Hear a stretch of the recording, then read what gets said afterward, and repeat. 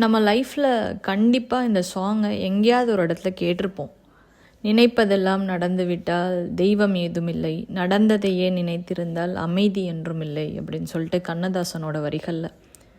இந்த சாங்கோட டெப்த்தான மீனிங்கை கேட்கும் போதெல்லாம் ஒரு சில விஷயங்கள் நம்மளுக்கு அண்டர்ஸ்டாண்ட் ஆகும். ஸோ நம்மளோட டே டு டே லைஃப்லேயும் சரி, நம்ம டெய்லி பார்க்குற வேலையிலையும் சரி, எவ்வளோ பிஸியாக இருந்தாலும் எவ்வளோ சக்ஸஸ்ஃபுல்லாக இருந்தாலுமே கூட நம்மளோட தாட்ஸ் எங்கேயாவது நம்மளை எடுத்துகிட்டு போயிட்டே தான் இருக்கும். நம்ம எதையாவது யோசிச்சுக்கிட்டே தான் இருப்போம். நம்ம பிஸியாக இருக்கமோ இல்லையோ, நம்ம மைண்டை ரொம்ப பிஸியாகவே வச்சுருப்போம். நிறைய தாட்ஸ் கொடுத்து கொடுத்து கொடுத்து அதை சப்ரஸ் பண்ணிட்டே இருப்போம்.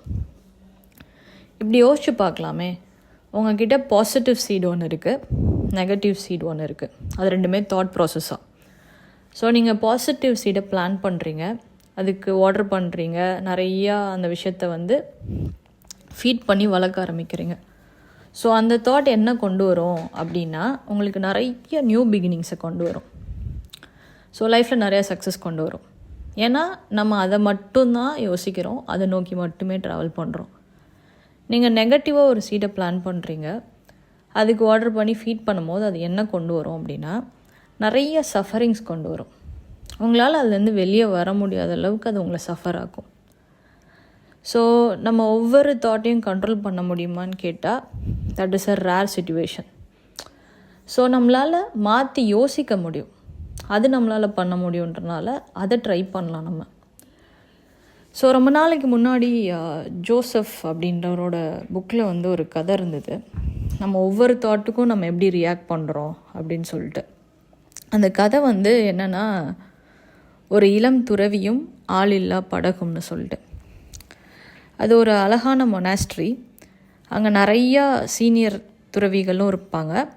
ஸோ அப்போ தான் நிறையா நியூ கமர்ஸ் வந்திருந்தாங்க. ஸோ அதில் ஒரு இளம் துறவி இருந்தார். ஸோ அவங்களோட டே டு டே லைஃப்பில் என்ன பெரிய ஆப்ளிகேஷன் அப்படின்னா, காலைல எந்திரிக்கணும், அவங்களுக்கான வேலை எல்லாத்தையும் அந்த மொனாஸ்ட்ரியில் முடிக்கணும், அவங்க மெடிடேட் பண்ண கண்டிப்பாக உட்காந்துடணும். ஸோ அந்த மெடிடேஷன் பண்ணி முடித்ததுக்கப்புறம் அந்த ப்ராக்ரஸ் எப்படி இருந்துச்சு அப்படின்னு சொல்லிட்டு அந்த சீனியர் மாங்கிட்ட போய் அவங்க சொல்லணும். எவ்வளோ நேரம் மெடிடேட் பண்ண முடிஞ்சிச்சு, எவ்வளோ தூரம் ஃபோக்கஸ் பண்ண முடிஞ்சிச்சு, எவ்வளோ டிஸ்ட்ராக்ஷன்ஸ் இருந்துச்சு அப்படின்ற அந்த ப்ராக்ரஸ் அவங்க டெய்லி சொல்லிகிட்டே இருக்கணும். அப்போ அதில் ஒரு யங் மாங்க் இருந்தார். அவர் மென்டார்கிட்ட சொல்லும் போது, என்னால் ஃபோக்கஸ் பண்ண முடியல, என்னால் மெடிடேட் பண்ண முடியல, எனக்கு ரொம்ப கோவம் வருது அப்படின்னு சொல்கிறப்போ அந்த மென்டார் கேட்டார், எந்த விஷயம் உன்னை கோவப்படுத்துதுன்னு நீ நினைக்கிற அப்படின்னு கேட்டோன்னே அவர் சொன்னார், நான் மெடிடேட் பண்ணலான்னு உட்காரும் போது தான் என்னை கடந்து யாராவது நடந்து போகிறாங்க, அதை என்ன டிஸ்ட்ராக்ட் பண்ணுது. சரி, அதையும் மீறி நான் உட்காரும் போது இந்த மொனாஸ்ட்ரியில் இந்த சின்ன சின்ன பூனை அதெல்லாம் இருக்கும். ஸோ அதெல்லாம் சத்தம் போடுது. ஓகே, ஸோ அதை தாண்டி என்ன விஷயம் என்னை டிஸ்ட்ராக்ட் பண்ணுது அப்படின்னா, சரி, நான் அதையும் மீறி நான் மெடிடேட் பண்ணணுன்னு உட்காரும் போது இந்த மரத்துலேருந்து காற்றடிக்கும் போது இலையெல்லாம் கீழே விழுந்து அந்த சருகெல்லாம் சத்தம் ஸோ அவருக்கு இந்த சுச்சுவேஷனை எப்படி ஹேண்டில் பண்ணார் அப்படின்னா, என்ன வேணால் சுச்சுவேஷன் இருக்கட்டும், எவ்வளோ வேணால் உன்னை டிஸ்ட்ராக்ட் பண்ணிட்டோம், பட் நீ ஃபோக்கஸ்டாக தான் இருக்கணும், நீ மெடிடேட் பண்ணி தான் ஆகணும் அப்படின்னு சொல்லிட்டு அவர் போயிடுறாரு. ஸோ இந்த யங் மாங்க் என்ன டிசைட் பண்ணுறாரு அப்படின்னா, நான் இங்கே இருந்தால் தானே டிஸ்ட்ராக்ட் ஆவேன், நான் யாருமே இல்லாத ஒரு இடத்துல போய் உட்காந்து நான் மெடிடேட் பண்ணுறேன் அப்படின்னு சொல்லிட்டு போகிறாரு. அது ஒரு லேக் மாதிரி இருக்க இடம். அங்கே உட்காந்து மெடிடேட் பண்ணிகிட்டு இருக்கும்போது அகெயின் அதே டிஸ்ட்ராக்ஷன்ஸ் தான். நம்ம மொனாஸ்ட்ரிக்குள்ளேயே அவ்வளோ டிஸ்ட்ராக்ஷன் இருக்கும்போது கண்டிப்பாக வெளியே இருக்க தான் செய்யும்னு சொல்லிட்டு அன்றைக்கும் அவரால் மெடிடேட் பண்ண முடியல.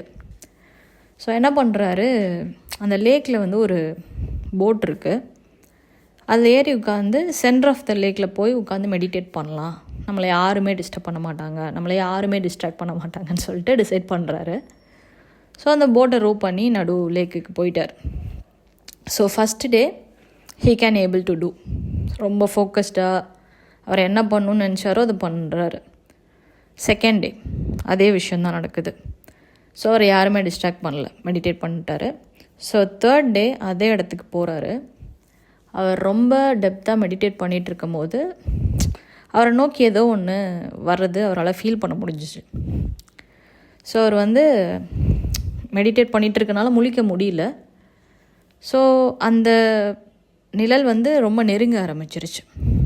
ஸோ வந்து இவர் என்ன பண்ணுறாரு அப்படின்னா, நான் இங்கே மெடிடேட் பண்ணிகிட்ருக்கேன், யாரும் இங்கே வராதீங்க அப்படின்னு சொல்லி சொல்கிறாரு.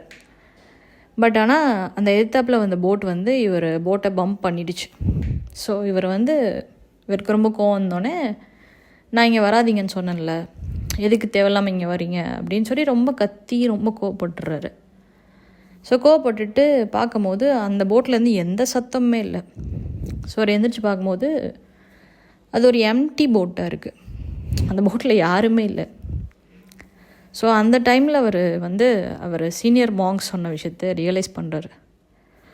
நம்மளை சுற்றி 1000 டிஸ்ட்ராக்ஷன்ஸ் இருக்கும், டிஸ்டர்பன்ஸ் இருக்கும், நம்ம ஃபோக்கஸ் பண்ண முடியாது.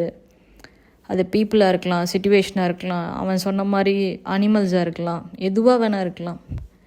இதெல்லாம் மீறி நீ அந்த விஷயத்துக்கு ரியாக்ட் பண்ணாமல் எதை நோக்கி நீ ட்ராவல் பண்ணுறன்ற உன்னோட தாட் ப்ராசஸ் இருக்குது இல்லையா, அதுதான் உனக்கு ஹெல்ப்ஃபுல்லாக இருக்கும். ஸோ என்ன ஆகுது அப்படின்னா, மொனாஸ்ட்ரிக்கு திரும்ப வராரு. எல்லோரும் மெடிடேட் பண்ணுற இடத்துல தான் அவரும் உட்காந்து மெடிடேட் பண்ணுறாரு. அப்போ ரொம்ப ஃபோக்கஸ்டாக இருக்கார்.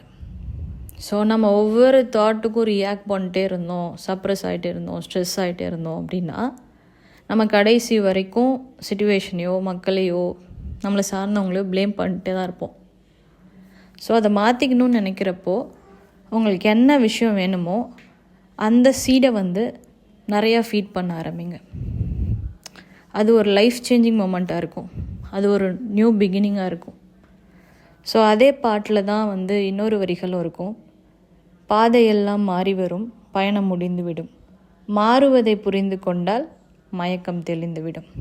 So control your thoughts, it will bring more positive beginnings. Thank you.